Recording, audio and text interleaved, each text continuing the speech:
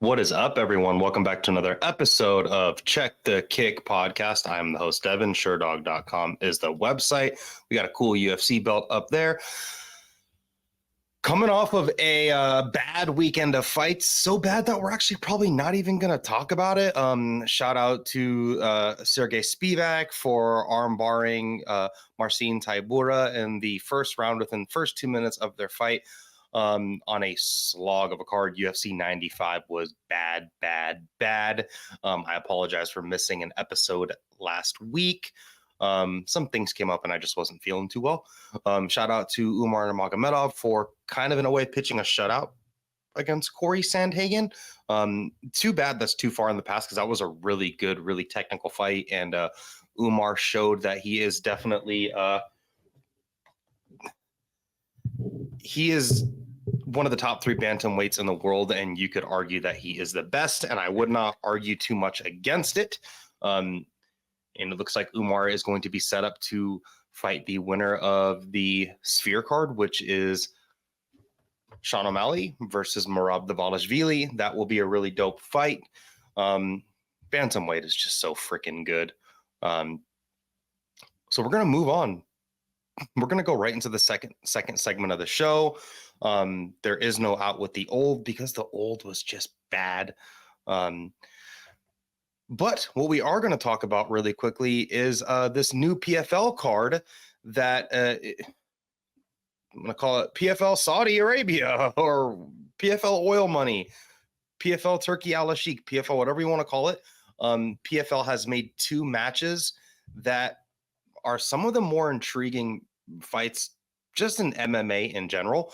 We have Larissa Pacheco, their current champion, taking on, it's their champions event, whatever. PFL's got way too many different, for someone like me that's not able to keep up with PFL, it says a lot. Also, another thing about PFL is like, they just haven't done anything to really make me care about them, but this is one step closer.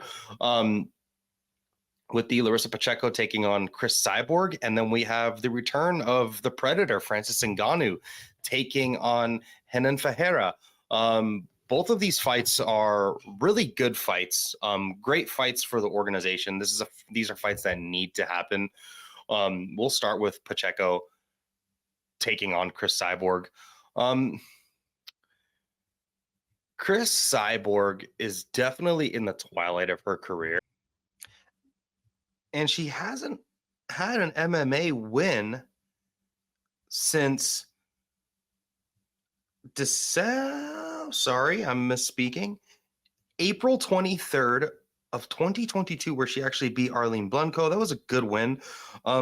Besides, I'm so sorry, I misspoke. She actually beat Kat Zingano on October 7th of 2023. A lot of boxing. Cyborg has been doing a lot of boxing against kind of a lot of scrubs. Her last time out, she did win via KO. And outside of her loss to Amanda Nunes, has been kind of just doing what she always does and just stomping the yard. Like, she lost to Amanda Nunes back in 2018, and then prior to that, she lost a Muay Thai bout and lost a grappling bout. And she lost her MMA debut. So she's been out here just doing the Cris Cyborg thing, kicking ass and taking names. Like the way she finished Julia Budd when she got to Bellator was really dope. The first Arlene Blanco, when she absolutely finished her, the way that she finished Sinead Kavanaugh was pretty dope. And Larissa Pacheco is a woman that has looked absolutely great. Like, she's got 2 losses to Kayla Harrison and then has, I mean, in a way, avenged both of those losses with just the 1 win against Kayla Harrison. She hasn't lost a fight since December of 2019 when she lost to Kayla Harrison via decision. Kayla Harrison couldn't finish her. And in her last fight, she was able to kind of, in a way, bully Kayla Harrison. Like, she looked really, really good. And she's just looked like an absolute crushing crushing striker. Like, she's gotten bigger, she's changed her body. I don't know what kind of testing PFL is doing. I don't care, especially if Larissa Pacheco and Cris Cyborg is involved. And you know, in their heavyweight fight, Renan Ferreira and Francis Ngannou, don't care if those dudes are shooting all the steroids in the world either. When you got 4 fighters like this, give them the juice, let them do what they do. This is kind of one of those fights to me where I see, Pacheco's on the escalator going up, Cyborg's coming down. Like, where are they going to meet in the middle?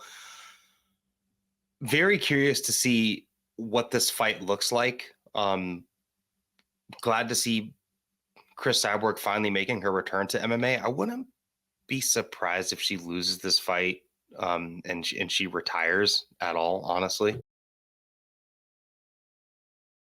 Right now, it looks like, and I'm seeing a couple different places. Like, I'm seeing Cris Cyborg as a 2-1 favorite in a couple places, and then now I'm seeing it as like a straight pick'em. I think a pick'em is where this line should be, just based off of what they've done lately. And what a great fight for women's MMA. Chelsea Chandler should run just like she did in the Norma Dumont fight to the PFL, because she clearly can't make weight in the UFC. And there's actually I don't want to say thriving, but there is an active women's featherweight division just in another organization. So go there, maybe. Very cool fight, very interesting bout. I'm curious to see what happens to the winner. I think the PFL probably wants Larissa Pacheco to win this fight. And I think they want her to win just because she's more of like a homegrown talent. They both had stints in the UFC. Like, Larissa Pacheco fought in the UFC way long ago when she was super young. She has losses to Jessica Andrade.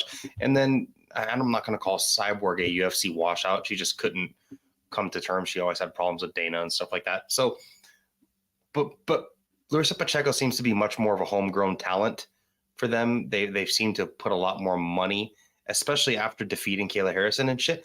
If Larissa Pacheco can defeat Kayla Harrison and defeat Cris Cyborg and have those names on her record, shit, I mean, I don't want to say sky's the limit for her because she's fighting at women's 145, but I mean, who knows what that does for her?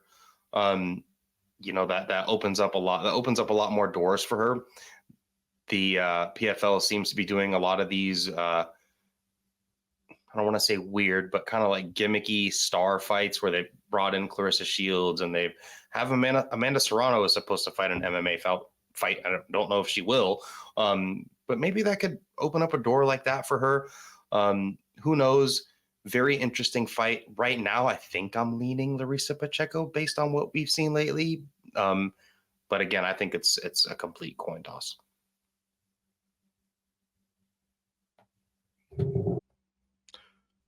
Another thing we've got to talk about, Francis Ngannou, his return to MMA after kind of getting violently knocked out in boxing after having a valiant performance against Tyson Fury. Francis Ngannou's last time out, he got absolutely deaded by Anthony Joshua, a dude that was just as big and just as powerful and sharper than him. I don't want to be one of those people that say Tyson Fury didn't take him seriously, but like, Tyson Fury just went out there and had a war with Usyk, lost, had a draw on one of the cards, very close fight. But the Tyson Fury that showed up against Usyk would probably level Ngannou. He also looked fat as shit, but still, it's Tyson Fury regardless. I think that kind of gave Francis a little bit. I think it gave Francis and the MMA community that doesn't really know boxing a real false sense of security when it came to Francis's ability to compete in boxing. And Anthony Joshua kind of showed him the door there. It was like, hey, dude, this is what happens when you take on a serious dude that's training seriously. I said forever that Francis shouldn't have been fighting those dudes, that he should have been fighting dudes like Andy Ruiz, who's still very fucking good. But even though Andy Ruiz knocked out Anthony Joshua, I'd still consider him one level down. or a dude like Zhang Zheli or Zheli Zhang, sorry. Now I mean, right now I'd probably still pick both of those dudes to beat Francis in a boxing match, but he's not boxing. He is fighting Renan Ferreira, the PFL's current heavyweight champion or their tournament champion or whatever he is. Giant Brazilian, 6'7", big power, a lot of weird knockouts too. Like he has this one knockout against a wrestler where he kind of went to go do this like weird teep kick and the wrestler like dove into his knee, absolutely flattened him. I don't want to call this a gimme fight for Francis Ngannou, but like in 2022, Delia knocked him out with punches in round 1, and Delia is pretty good, but like he's significantly smaller and significantly. I mean, on a scale of 1 to 100, when it comes to dangerous, I'm putting Francis at like a 98, and I'm putting Delia at like 40. You know, like he's been finished before. He's been a pro since 2013, so he's got good, you know, he's got good experience, but he really like kind of doesn't. Like he's coming off of a 4-fight knockout streak, which is good, but like his best win is Ryan Bader in 2024. Francis would freaking kill Ryan Bader. Dennis Goltsov, Francis would eat him for lunch. Maurice Green, if you're listening to this on audio only, I made a very funny but desperate face. And then Mateusz Scheffel, and Scheffel rocked him in that fight. So he's got big power. But like when it comes to names, like he had a no contest that was overturned against Verdum. He's got a triangle choke against Jared Vandera in LFA. Renan Ferreira's big. He's pretty dangerous, but like Tai Tuivasa would probably knock him out. Volkov would beat him. Aspinall would take his lunch. Pavlovich would probably beat him. Like he's not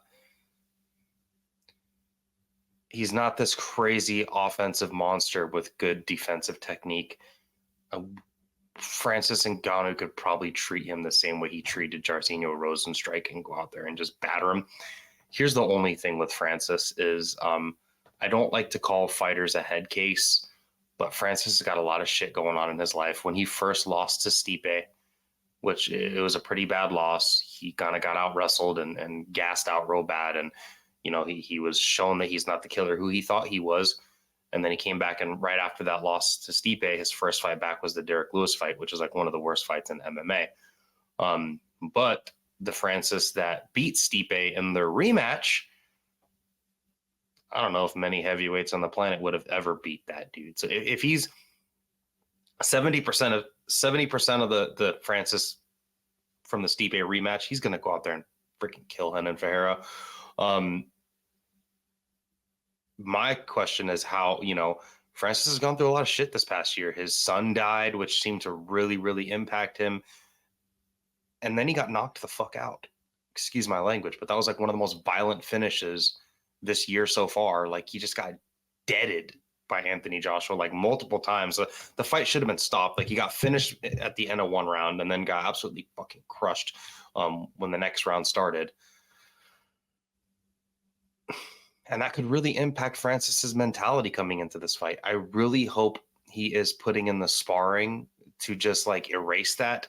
He's got a really good camp, trains with Eric Nixick down in Vegas. I don't think he was over there when I think he was still training in France at that Siragan camp. That's not a good camp.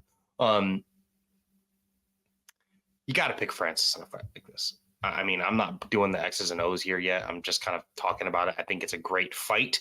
I think it's great for the PFL to finally put these fights together. I'm curious to see who's on the undercard. I haven't looked yet. And And right now, Francis is a fat favorite. He's a heavy favorite. He's coming in at minus 345, and Renan Ferreira is at plus 275. And I'm not going to be surprised if those odds start swinging in Francis's favor. Francis is still one of the best heavyweights on the planet when he is competing in MMA.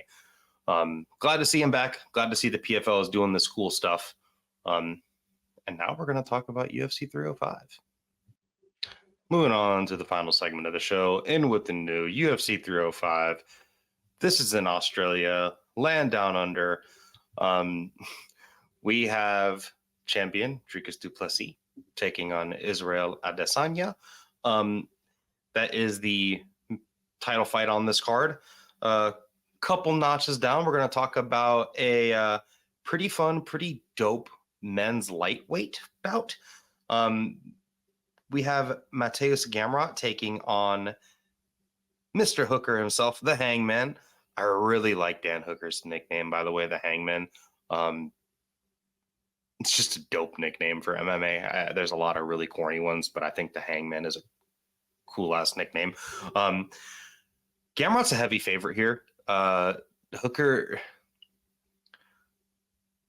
this is a not a favorable match for Hooker, but it's favorable matchmaking, meaning he's got a lot to win and not a lot to lose, and it's the exact opposite for Gamrot. Odds on this fight are Gamrot's a minus 325, even minus 350 favorite in some places.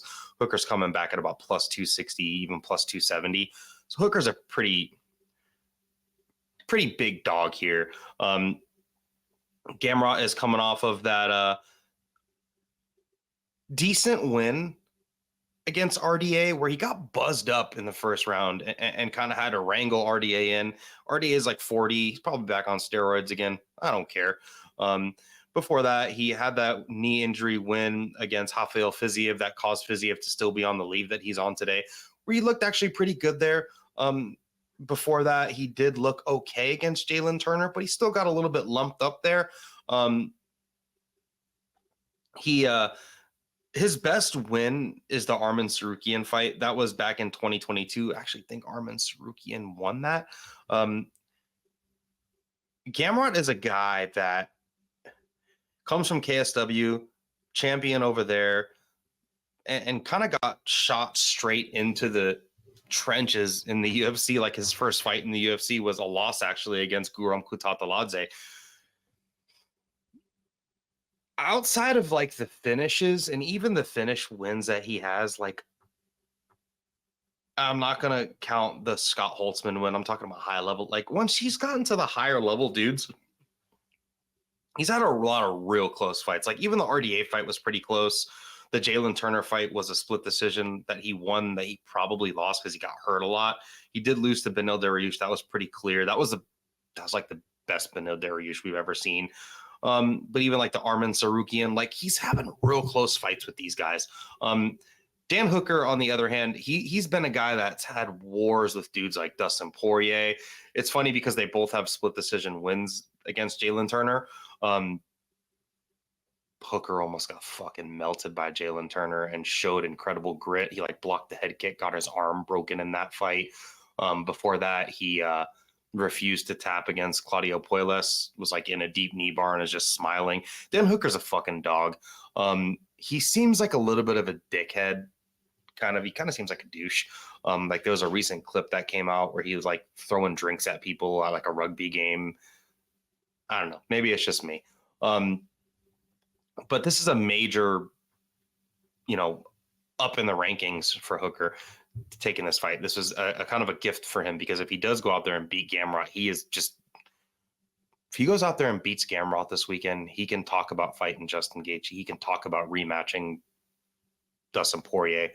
All those guys that are, in the top 5. He can talk about rematching Michael Chandler. I'd love to see him rematch Michael Chandler, honestly, if he does go off and get a dub here.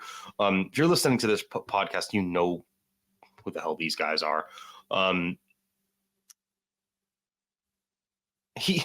Dan Hooker had a recent, it's been over 2 years now, but recently he went down to featherweight and he tried to fight Arnold Allen. And I just thought that was a bad idea. Like he looked super slow and lethargic and couldn't take any damage there, where he's like known for taking hella punishment up at 155. Look at the Edson Barbosa fight. Look at the freaking Dustin Poirier fight, even though he had to like leave in an ambulance immediately after the Dustin Poirier fight. He had his moments against Poirier too. Hooker doesn't have the best wrestling defense, but he's a pretty good scrambler defensively, as shown in the Claudio Puelles fight. Someone like Gamrot isn't really a submission threat. He's just a pace fighter with really good takedowns, really good chain wrestling, especially for a Polish dude, really good wrestler. Good singles, good low singles, really good ability to chain techniques together when it comes to the wrestling. Good scrambler, good striker, great camp, ATT. Both of these guys come from great camps. In a fight like this, in a 5-round fight, you may be able to look at Hooker a little bit more as far as a dog here. But in a fight like this, I could totally see Gamrot. This could look just like his Jalen Turner fight or his RDA fight where he gets hurt by something weird. Gamrot's not the most durable dude, and he's not the biggest 55er. Hooker isn't the biggest 55er. I mean, he made 145 2 years ago. He's not the biggest 55er, but he's also pretty big. Like, he's got, long arms, long legs. He's really good at range. Hooker's got really good knees, and that's kind of like one of his more slept on techniques. He's going to be trying to time knees against Gamrot when Gamrot comes in. Hooker seems like an actual pretty good underdog here, just based off of Gamrot getting hurt in a lot of his fights. Guys that want to hurt him have, Jalen Turner hurt him in a recent fight. RDA hurt him his last time out. Fiziev had moments against him, even though he did look good striking with Fiziev through that first round. I'm going to lean Gamrot in this fight. I just think Gamrot's actually improving at MMA, even though both of these guys are super tenured in their careers. I think Gamrot's just getting better. He trains out of ATT. He's got incredible strikers in that room. If Gamrot could really get submissions into his game and really work on like back takes and stuff like that and just control, he's just not a control grappler. He is much more of a just like flood you with offense. And I use this terminology, I use this analogy, I guess, once in a blue moon. If you ever seen the movie 300, where they shoot, like the Persian army shoots a shit ton of arrows into the sky, and all of the Spartans have to get behind the shield, and they're like, I'm not really getting hit by any of these arrows, but I do need to pay attention to them because there's an F ton of them coming my way. That's kind of how I describe Gamrot. He's just doing a lot of stuff over and over again. He's got that Merab Dvalishvili in him, where they're just constantly going, and it's hard to amount offense against a dude that is just constantly making you react. But don't be surprised if Hooker hurts him with something. I don't think punishing strikers hurt Hooker. Dustin Poirier, Michael Chandler, Jalen Turner, Edson Barbosa. I'm not going to call Arnold Allen. Arnold Allen is a punishing striker, but I think the weight cut had a lot to do with it. These are the dudes that hurt Hooker, not a guy like Gamrot. But I'm going to lean Gamrot here. I just think he's going to have too much offense coming Hooker's way. And in a 15-minute fight, just the flood of offense is probably going to win him this. Moving on to the co-main event of UFC 305, we have a very good men's flyweight bout happening. Both of these dudes are Aussies. This is a really good fight. We have the return of Don't Blink, Kai Kara France. He is taking on Astro Boy Steve Erceg. Erceg is coming off of a title fight loss to Pantoja, where valiant effort, looked very, very good. I don't want to call him undeserving of a title fight, especially after the way he looked, but you could definitely say he didn't deserve that title fight, and the UFC just needed a main event for it with a title, and Erceg got ushered into that position, and he fucking fought his ass off and looked great. I like Steve Erceg. Kai Kara France is coming back off of a pretty long leave where he hasn't fought in over a year. His last fight was against Amir Albasi, where he lost via split decision. That was back in 2023 in June. Before that, he didn't fight for another year, where he had that pretty violent finish loss to Brandon Moreno. Kara France is a guy that I'm a little bit concerned about, because the talks of him with this past training camp was he was having a lot of concussion issues, a lot of concussion protocol that he was facing. And he is a guy that does kind of go to freaking war with people and take a lot of damage. Kara France, actually, let me give you the odds before I start talking about the fight. Sorry. Odds on this fight. Steve Erceg is a minus 185 favorite. Kara France is coming in as about a plus 155 dog here. Fight like this, Kara France is a good puncher. He's got good power. Like if you look at what he did to, Cody Garbrandt or Bontarine. What happened to Bontarine? Is Bontarine still in the UFC? Where is Bontarine? Bontarine get cut. Anyway, sorry. He's a punishing puncher. He's got good power for the division. And what he showed in some of his more recent fights is like he's got really good wrestling defense now. He used to kind of be suspect there, but like he's got a really good, like the way he fought against Askar Askarov. Was Askar Askarov kind of checked out and not wanting to fight in the UFC anymore? Maybe, even though he's back now. USADA's gone and Askar Askarov's back. I'm just kidding. But he's shown to improve with his defensive wrestling, but guys that can hit him with striking tech that's equal or better than him, have kind of given him problems. He and going way back to the beginning of his career, he's doesn't have a lot of losses, but like most of his losses come from a finish. Like the Brandon Moreno body kick and punches, that liver kick from Moreno was super slick, and the finishing punches were great. But like, look at his Brandon Royval fight. He rocked Royval, Royval rocked him back, and then Royval hit him with the guillotine. He can be baited into a brawl. Erceg is a guy that is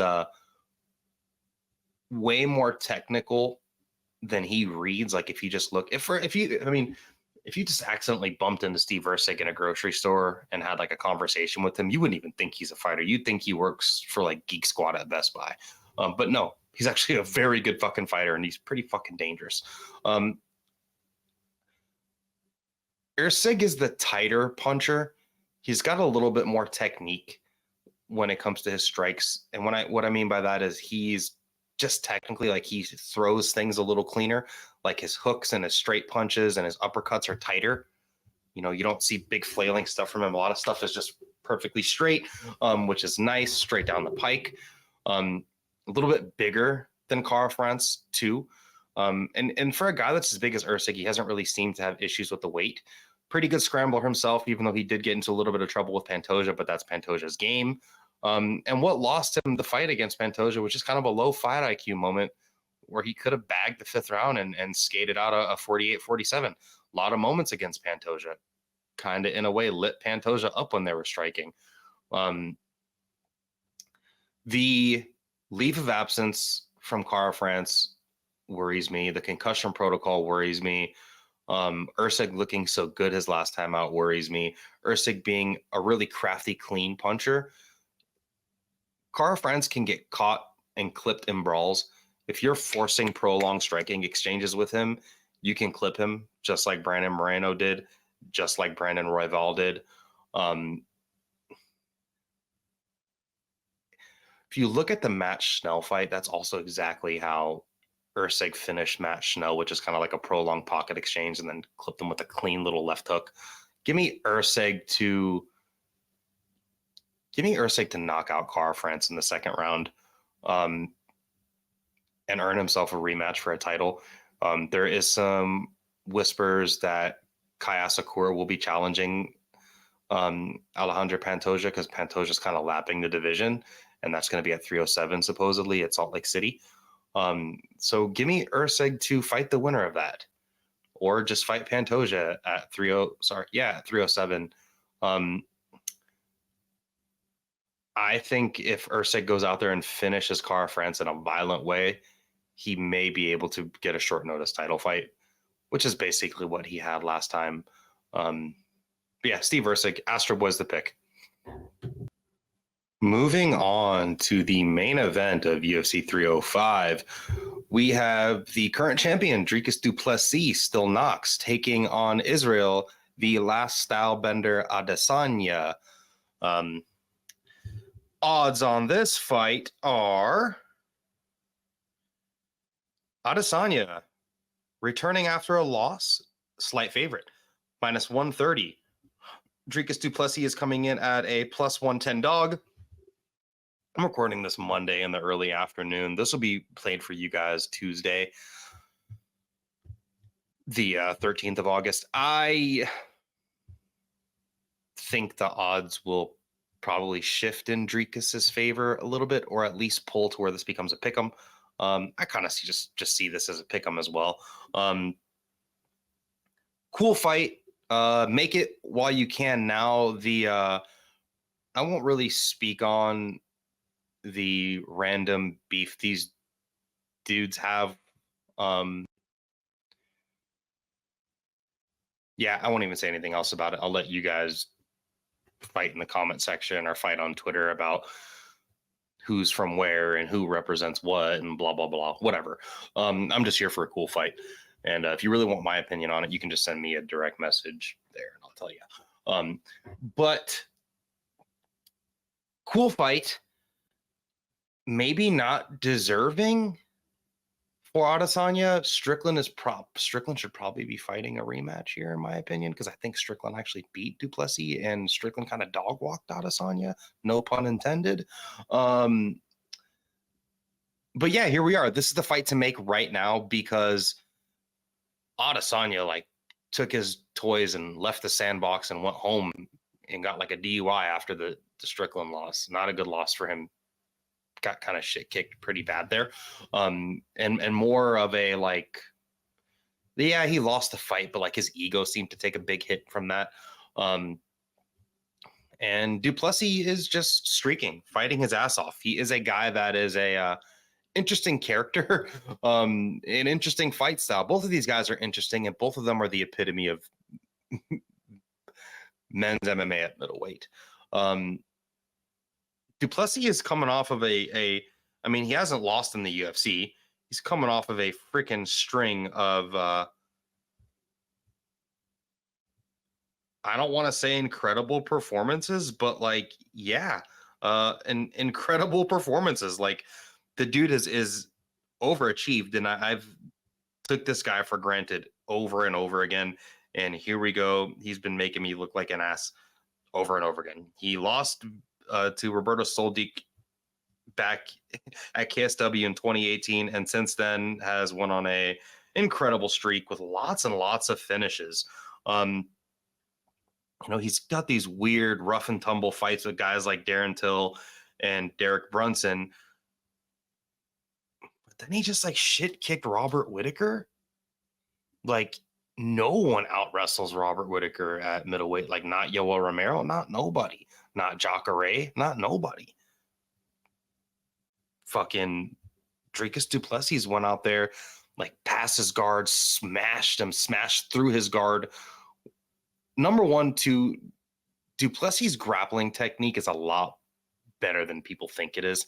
Fucking smashed through his guard and was hitting him with terrible ground and pound, fucked him up real bad. And in the second round, finished him with a bunch of shots against the fence, body work, and big power. Dricus is a huge dude for the division. He's not very tall, but he's just built like a freaking brick shit house. He's absolutely huge. And then his last time out, like he looked good against Strickland. Like I thought Strickland won the first 2 in the last round, but Dricus fought well with Strickland, and Strickland went out there and literally pitched a shutout against Adesanya, almost finished him in the first round and had him, kind of cowering and running away in the 5th. Izzy coming back off of a loss to Strickland, but prior to that, he did reclaim the belt against Alex Pereira. Before that, he lost to Alex Pereira and had a really close fight with Robert Whittaker. He did beat Cannonier in a bad fight. My question is, are we going to see challenger Izzy back where he's out here icing people and committed to the game, or are we going to see point fighting Izzy back? And I think we might see a mixture of the two. In a fight like this, X's and O's, Izzy is a guy that he's crafty, but the more tape I watch on him, he's actually just, in my opinion, he's not as crafty as he wants you to think he is. He's a very, very good feints, really good posturing in fights. And what I mean by posturing, it's that like, hate to use the term aura, but he has this like aura in his fights where he's like making people think he's way trickier than he is. But then if you start forcing prolonged exchanges out of him, like if you look at the first Robert Whittaker fight where he knocked him out, like he's got his eyes closed and he's just swinging huge hooks in the pocket. And that's not an extremely technical thing to do. Another thing Izzy does a lot as well is he's not this slick back foot counterpuncher he wants you to think he is. If you look at a lot of his fights where people have had success against him, like the first fight against, well, not the first, but the first MMA fight against Alex Pereira, where Alex finished him against the cage, Izzy will back straight up to the cage. And if you can kind of cut him off and hit him with offense, he's not a very slick counterpuncher once you force him against the cage. Even though he knocked out Alex Pereira with the counter in their second MMA fight, like he was on his way to getting finished. If you go back and watch the tape, people remember the knockout with the arrows and then him making fun of Pereira's kids in the crowd, but like he was getting thumped on before he pulled that counter out. Great counter, knocked out Pereira. Awesome. Love to see him maybe do it again at 205. And that'll probably happen if Izzy wins here because he ain't fighting Strickland again. And du Plessis is just like a kind of a weird, awkward mess on the feet, but like he's a super tryhard, and like things that aren't supposed to work just work for him. He's a weird blitzing fighter, and I could totally see Izzy catching him with some sort of catching him in between on some sort of blitzing offensive advancement from du Plessis. Izzy does have really good kicks, good head kicks, good body kicks, and I think his kicks are probably his best weapon. He's been susceptible to grapplers too. Like if you look at the Jan Blachowicz fight, there's a couple ways to take Izzy out of his game. One of the ways to take him out of his game is to take his kicks away. If you check the kicks and return kicks, he's a building guy. And if you don't let him build his offense, that's where he'll start getting desperate or kind of just check out like he did in the Strickland fight. What did Strickland do? Took away his kicks, checked the kicks, pushed him against the cage, hit him with straight punches, and just wasn't there to be hit back. What did Jan Blachowicz do against him? Check the kicks, forward pressure, meet him with exchanges, and Jan Blachowicz beat him in the striking.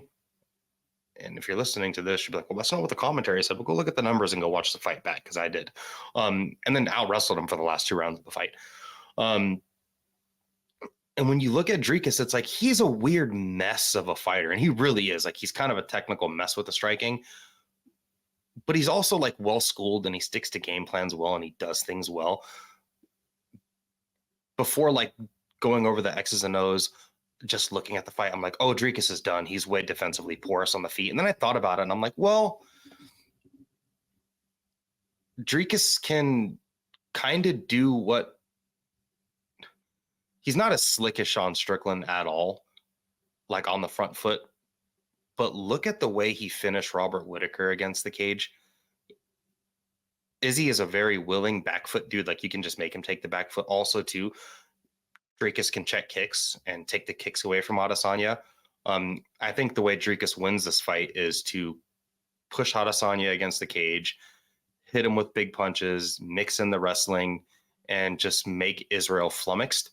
I think there's enough that Dricus can do to expose Izzy's weak points. I think Izzy can also do things to expose Dricus's weak points, but even in the striking, like as weird of a mess Dricus can be, I think he's going to do better in the striking than most people expect, just based on his brutishness, his willingness to be moving forward, and his willingness to throw big power. I'm going to go with Dricus to win this fight via decision. I think Dricus can force Izzy on the back foot, hit him with big power, and then honestly, just the takedowns. If you look at the Jan Blachowicz fight, Jan Blachowicz is a good grappler and he's huge. And so is Dricus. And I think Dricus is even more of a punishing grappler than Jan Blachowicz. I think he can mix in his boxing, mix in his power. He is not as defensively sound as Jan Blachowicz in the striking. So don't be surprised if Dricus just eats a head kick and gets knocked the fuck out. But I think Dricus, I also think Dricus is a little more confident going into this fight. Izzy is, again, I don't want to talk about their beef because it's like geopolitical shit that I'm not informed enough on.